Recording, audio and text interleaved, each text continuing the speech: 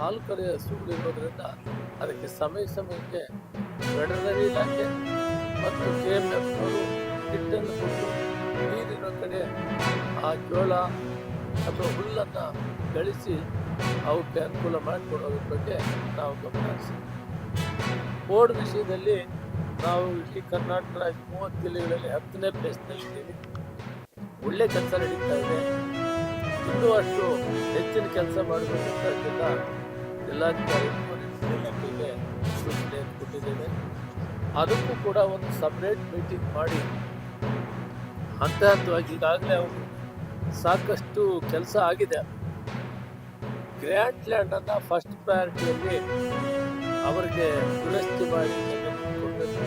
ಆಮೇಲೆ ಉಳಿದಂಥದ್ದು ಸುಮಾರು 100 ವರ್ಷಗಳಿಂದ ಖಾತೆ ಮಾಡೋಕ್ಕೂ ಆಗಿಲ್ಲ, ಮಾಡಿಕೊಟ್ಟಿಲ್ಲ. ಕೆಲವು ತಕರಾರು ನಮ್ಮ ಕೋರ್ಟಲ್ಲಿ ಅವನ್ನೆಲ್ಲ ಆದಷ್ಟು ಬೇಗ ಬಗೆಹರಿಸಿ ಪ್ರತಿಯೊಬ್ಬರಿಗೂ ಕೂಡ ತಾಲೂಕು ಆಫೀಸ್ ಅಲ್ದಾಡಬಾರ್ದು. ರೈತರು ಅವ್ರ ಕೆಲಸ ಮಾಡುವಂಥ ನಮ್ಮ ಜವಾಬ್ದಾರಿ ಇದೆ.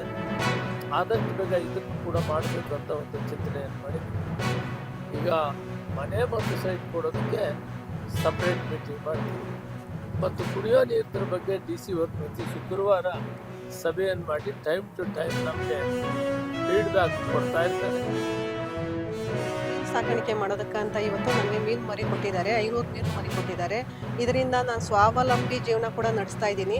ಇದರಿಂದನೇ ನನಗೆ ನಮ್ಮ ಮನೆ ಕೂಡ ಇದರಿಂದನೇ ನನಗೆ ನಡೆಸೋದಕ್ಕಂತ ನನಗೊಂದು ಜೀವನಾಂಶದ ಒಂದು ಅವಕಾಶ ಮಾಡಿಕೊಟ್ಟೈತೆ. ಈ NRLM ಅನ್ನೋದು ನಮ್ಗೆ SHGಗಳ ಮುಖಾಂತರ ಬಂದು ನಮ್ಗೆ ಜಾಸ್ತಿ ಉಪಯೋಗ ಆಗೈತೆ.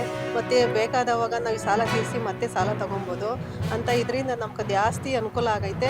ಹಾಗೂ ಕೂಡ ನನ್ನೊಬ್ಳಿಗೆ ಅಲ್ಲ, ಬೇರೆ ಎಲ್ಲ ಸದಸ್ಯರಿಗೂ ಕೂಡ, ಎಲ್ಲ ಸಂಘ ಸದಸ್ಯರಿಗೂ ಕೂಡ ಇದರಿಂದ NRLM ಯೋಜನೆಯಿಂದ ನಮ್ಗೆ ತುಂಬ ಅನುಕೂಲ ಆಗೈತೆ.